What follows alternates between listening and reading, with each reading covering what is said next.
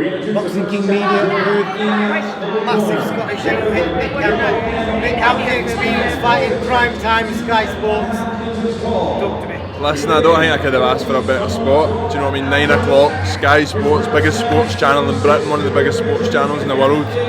So I'm blessed and really lucky and very grateful to Boxer and Sky Sports for giving me the opportunity. What does it mean to you, obviously coming down here, way down from where you're from, fighting into a packed out arena, live at Sky Sports? I'm guessing you had a lot of family and friends watching.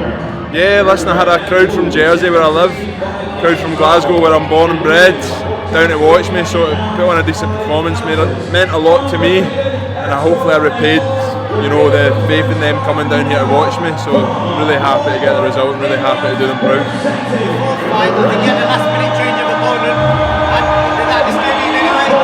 I've actually supposed to have had 7 fights this year, and that was my 4th. So I've had 3 cancelled. I've had changes of opponent. I've had, you know, the board pulling things because things weren't quite right. So I'm just, you know, I'm used to it all now. It's a good thing in a way. I'm blessed to be at 4-0 in a pandemic year, so I'm just happy. What's your plan mapped out? I know you signed to Sky and Boxer. What's your plans for the next 12 months? Get as many fights as possible, get as many wins as possible, get the crowd from Glasgow behind me, Scotland behind me, Jersey behind me, and see where it takes us. Is there a particular title that you want to go for first, or what is the immediate goal? Any title. To be honest, I'm not looking that far ahead. It's one fight at a time, one progression at a time, one fight at a time, see where it takes me. And that's all I can do. Go out there and put people away and get the show on the road. Sorry. That's alright, on you go. Go on, you finish. No, I'm finished. Okay. I was going to say, obviously you changed sports late in life. Yes. What's your coach think of your development as a boxer now? So you've had 4 fights, you've had a decent amount of rounds as well. Yeah. I'm an athlete first and foremost. I pride myself on that. I think I've had in the total out the whole year 2 or 3 weeks off, so I'm constantly in the gym, I'm constantly trying to improve.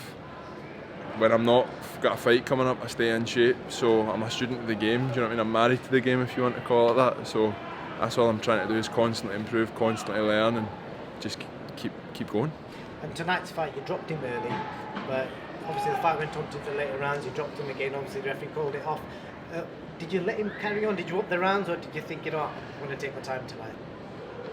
I didn't, I've watched a couple of guys fight him and they come out and just swing and overpower him and try and just get him out of there. And I wanted to try and box and showcase my skills at prime time Sky, so I didn't want to come out there and just, try and blast them away. I wanted to come out there and try and work behind my jab and create an opening. I didn't feel as if it was going to happen, but I stuck to my game plan and thankfully I landed that right hand that just wobbled him, and then that was it. Fair play to Big Philly, stepped in last minute after Danny Whitaker unfortunately wasn't able to compete, so big respect to him. Hope he's fit and healthy, and we move on. And on the English scene, if we're looking at the English title, potentially British, is there certain fighters you think, I can get to that guy in 12 months' time? Well, I'm Scottish, so I'll fight for the Scottish title. Yeah. I think there's 2 Scottish heavyweights, and if either of them want to get in for it, then let's do it. Yeah. In terms of the British title. Is there anyone in particular in Scotland that you think you could have a big fight with down the line? Yeah, there's 2. What's his name? Hasim and Jay McFarlane. Both good lads. Both guys I've got a lot of time for. And if it happened that we could get it on and both of us could get in there and big spectacle, then why not? So this is the fight game at the end of the day, and that's what we're here for, is to get hands-on titles and put on big shows. So it's a fight maybe some people up in Scotland would get behind, so who knows what could happen in the future. And just wrapping up, obviously now that you've experienced boxing, do you wish you maybe done it a few years earlier, or are you happy the way it's happened? I wouldn't be standing here in front of you if I hadn't played 8 years of professional rugby, so I'm forever indebted to the sport for getting me where I am here. I'm on another journey now.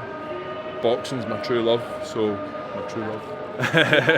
but boxing's, I've got a real passion for boxing, and maybe I would have liked to have started earlier, but like I say, if I did, then I would be boxing at prime time Sky in my 4th professional fight, so I'm just go with the flow and see where it takes me. Before I let you go, I've got to ask you about, if you've heard of Canelo potentially going to cruiserweight, fighting Macaulay. Yeah. Obviously being a big guy yourself, what do you think of that? Well, listen, I actually sparred Macaulay, who's Macaboo's brother. And I didn't even know that. yeah, so Big Martin is a quality operator and quality fighter.